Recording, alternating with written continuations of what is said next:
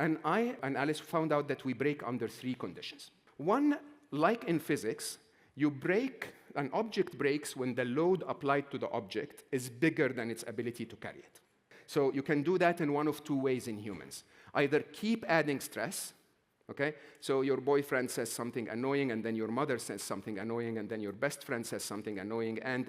So the load keeps adding until there is a point where you no longer can carry the load and you break. That's one side.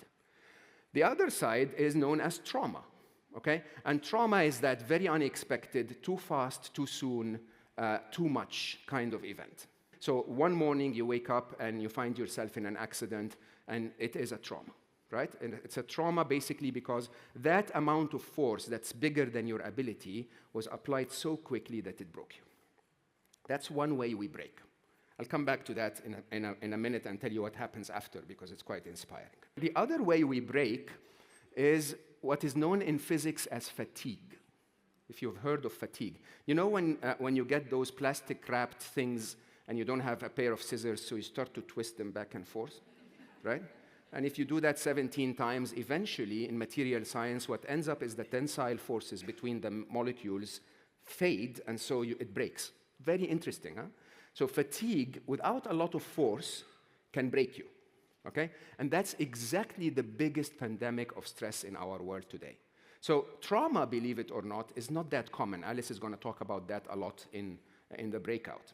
What is very common is burnout. And burnout is the result of fatigue. It's the result of applying a stress to you over and over and over and over and over until poof, you wake up one morning and you can't get out of bed. Now, fatigue in that case in humans will have an equation. We burn out when the number of stressors multiplied by the intensity of stressors multiplied by the frequency of applying each of them multiplied by the time of application is bigger than your ability. So it could be simple stressors, like your alarm in the morning is very, very loud. Okay? But do that every morning, and then snooze it 5 times, okay? And then there is one morning where you just wake up and you shout at your kids and everyone because you can't take it anymore. It's the number of stressors multiplied by the intensity of each, multiplied by the frequency of application, multiplied by the time of applying each. So if you have a long commute, if the commute is 1 hour, it's more stressful than if it's 20 minutes. So that's the second way we break.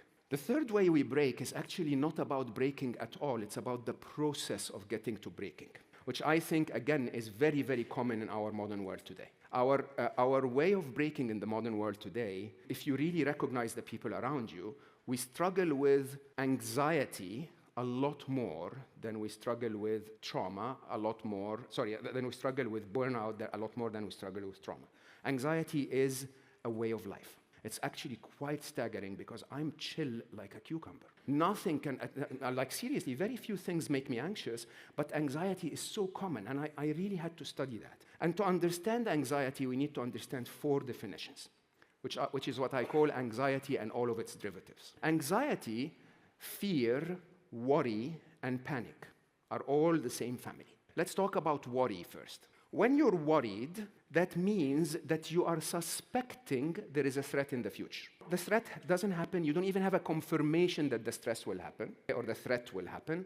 But you're just like, sort of like, yeah, you know, it's an economic crisis. I'll probably be laid off. And when I'm laid off, I'll probably go hungry and I'll be homeless. And then someone will attack me in the street. You know, I'm worried about that. So no confirmation whatsoever. Nobody has ever told you that you're not doing that well or that the company is going to lay off people. But you see Facebook doing it, you go like, it's going to happen to me too. So worry, if you feel worried, most of us, as a response to all 4, worry, fear, anxiety, and panic, we respond by trying to resolve the thing we're afraid of. When you're worried, you shouldn't do that at all. When you're worried, what you should do is verify if there is a reason for you to be worried. Worry, the key word in worry is, I'm not sure. I'm just suspecting. I'm guessing. Try to get yourself to one of 2 places. Either, no, what I'm guessing is wrong. There is no evidence of that. Or get yourself to a place of fear. Okay? Fear is the second layer higher. Okay? Fear is, I am confident there is going to be a threat in my future. I am confident there is going to be a threat in the future is the time where you start to focus on, de-stressing by dealing with the threat. So if you tell yourself, no, I'm confident, there seems to be very strong rumors that the company is going to lay off 10,000 people and I'm probably going to be one of them, that's when you have a confirmation that there is a reason to stress.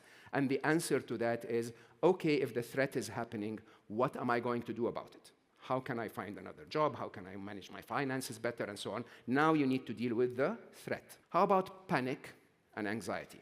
Very interesting when you understand the mechanics behind them. Panic is not at all related to the magnitude of the threat, at all.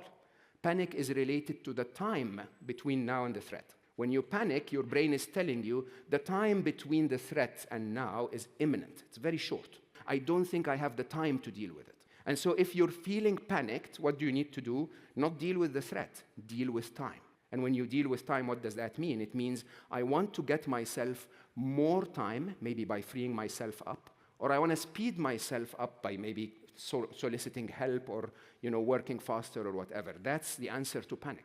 It's not I want to deal with the threat. It is I want to deal with time differently. How about anxiety? The big one. Anxiety is the biggest one. Anxiety is not related to the threat. It's not related to time.